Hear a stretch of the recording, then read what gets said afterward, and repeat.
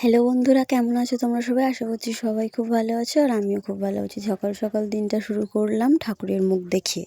সকালবেলায় আমার বাসি কাজ সারা হয়ে গেছে। এখানে আমি চুল আঁচড়ে নিচ্ছিলাম, চুল আঁচড়ে সিঁদুর পরে নিচ্ছিলাম। সমস্ত বাসি কাজ কিন্তু হয়ে গেছে। তারপর আমি বানাবো চা। আর আজ তো পয়লা বৈশাখ। পয়লা বৈশাখে আমার বরের জন্মদিন, তাই আজকে বানাবো বিরিয়ানি। আর মাছও ছিল, মাছগুলো ভেজে রেখে দিয়েছিলাম যেহেতু মাছের সাথে বিরিয়ানি যায় না। তারপর আমি ব্রাশ করে নিলাম, ফেস ওয়াশ করে নিলাম। স্নান করার পরেই আমি ফেস ওয়াশ করি এবং ব্রাশ করি, কারণ স্নান করার আগে আর করে ওঠে না। কারণ আমি ঘুম থেকে উঠে আগে বাথরুম যাই, বাথরুম থেকে এসে কাজ টাজ সেরে একবারে স্নান করে এসে তারপরে ব্রাশ করে ফ্রেশ হয়ে মুখ ধুয়ে তারপর চা খাই। তারপর বসে দিয়েছিলাম রান্না বসাতে গিয়ে দেখি তেল নেই। আমার মেয়েকে এখানে আমি দোকানে পাঠিয়েছিলাম, ওর দোকানে যাচ্ছিল, যেতে যেতে বলছিল যে মা আমাকে একটু ভিডিও করো। যেহেতু আজ বিরিয়ানি হবে ও সমস্ত বাজার করে এনেছিল, কিন্তু তাও তেল কম পড়েছে কারণ মাছ আনা হয়েছিল। আবার এখানে আমি আলু ভেজে নিয়েছিলাম, মাংস সমস্ত কিছু কেটে রেখেছিলাম এবং ভেজে রেখেছিলাম। আলু, মাংস, ভাতও রান্না করে রেখেছিলাম। আমার বর শুধু এলো, এসে একটু খুন্তিটা নাড়িয়ে নিল। এখানে ভাজছিল মনে হয় পেঁয়াজ, এখানে পেঁয়াজ ভেজে নিল। তারপর সমস্ত কিছুটা রেডি করে এবার হাঁড়িতে সাজিয়ে বসিয়ে দিচ্ছিল। আমার বর কিন্তু বিরিয়ানিটা খুব সুন্দর বানায়, অনেক দিন ধরেই বলছিল বানাবে। আজ যেহেতু জন্মদিন, তাই জন্মদিন প্লাস পয়লা বৈশাখ তো দুটো একই দিনে হয়ে গেছে, যার জন্য হয়ে গেল। আমাদের যদি আমার ভিডিও ভালো লেগে থাকে তবে লাইক, কমেন্ট, শেয়ার অবশ্যই করবে। ভিডিওটি কেমন হয়েছে কমেন্টে সেটা বলবে। এবং বিরিয়ানির রেসিপি জানতে হলে, অবশ্য বিরিয়ানি বানাতে তো সবাই জানে, রেসিপি কেই বা জানতে চাইবে। কিন্তু যারা জানে না তারা যদি জানতে চাও তাহলে আমাকে কমেন্টে বলবে, তাহলে আমি দেবো। আর আমার এইসব ফালতু বকবকানি কেই বা শুনবে বলো? আমি তাও বলছি, কিন্তু আমি জানি কেউ শুনবে না আর কেই বা বুঝবে। এটা আমার প্রথম ভিডিও, কিন্তু আমি যে এই ভয়েসটা দিচ্ছি না, আমাকে কেমন যেন পাগল পাগল লাগছে, যেন মনে হচ্ছে আমি ফালতু একা একা বকছি, খেপে গেছি না কি জানি না।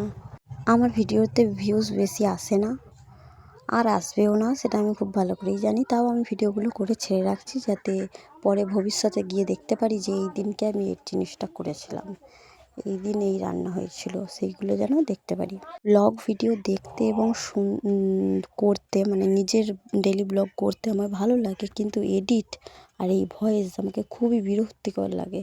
আর ইনশটে আমি এডিট করি, কিন্তু আরও যারা সব ভিডিও বানায় তারা সব কোয়ালিটি কি সুন্দর, তারপর এডিট করেও খুব সুন্দর, যার জন্য তাদের ভিউজও ভালো আসে, কিন্তু আমার ভিডিও কেই বা দেখবে বলো? তারপর আমি এখানে দেখছিলাম যে ও কীভাবে বানায় বিরিয়ানিটা, কীভাবে সাজায়। এসব আমি পারি, কিন্তু ওই কার সাথে কীটা মেশাতে হবে সেটাই আমি গণ্ডগোল করে ফেলি। যেমন ধরো, প্রথমে ভাতটা বসিয়ে তারপর ভাজাভুজিগুলো করেছিলাম। তারপর যে কী করতে হয়, ওই দুধ, তারপর আরও কী সব থাকে না, বিরিয়ানির মশলা, গোলাপ জল, এগুলো কার সাথে কোনটা মিশিয়ে কখন কী দিতে হয় সেইটাই আমি জানি না। নাহলে আমি এইসবগুলো পারি করতে। ভাজাভুজি এইসব রেডি করে রেখেছিলাম। এখানে দেখো বিরিয়ানি রেডিও হয়ে গেছে তোমাদের সাথে কথা বলতে বলতে। এখানে আমার মেয়ে আমাকে ক্যামেরা করে দিচ্ছিল, আর আমি এখানে হাঁড়িটা দেখছিলাম আর কি, যে হয়েছে কি না চালটা, কারণ চালটা আমি অনেক শক্ত শক্ত নামিয়েছিলাম। এখানে ওর বাবা, মানে আমার বর বিরিয়ানিটা বেড়ে দিচ্ছিল, আর আমি বলছিলাম যে লেগ পিসটা আমাকে দাও, কুচিকে দেবে না, কুচি হচ্ছে আমার মেয়ের নাম, ঠিক আছে? তারপর এখানে আমাকে দিয়ে দিল। তারপর আমি এখানে খাচ্ছিলাম।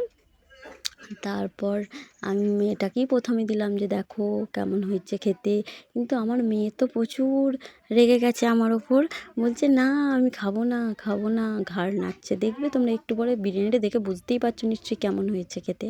আর আমি ফালতুই বক বক বক বক বক বক করছি, হাঁপিয়ে যাচ্ছে কথা বলতে বলতে, কিন্তু তাও বলছি। এই দেখো, দেখলে ওকে দিলাম, ও বললো না আমি খাবো না। ওর তো রাগ হয়েছে, কী করে খাবে? তারপর এখানে বিরিয়ানি খাওয়া দাওয়ার পরে এখানে ঝড় লেগে গেছিলো। বাই গাইস, আমার ভিডিও এখানেই শেষ হলো।